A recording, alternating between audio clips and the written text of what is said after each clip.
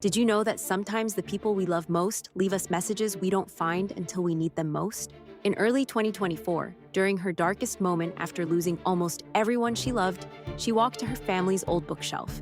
Her fingers found a worn copy of The Fire Next Time that belonged to her father, who passed when she was just 12.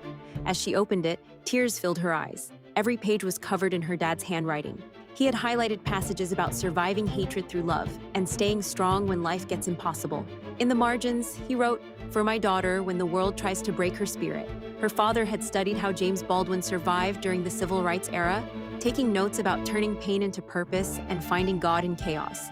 Page after page revealed a complete guide for emotional survival, written years before she would need it.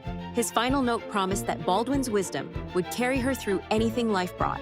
Her father knew she would need these words someday.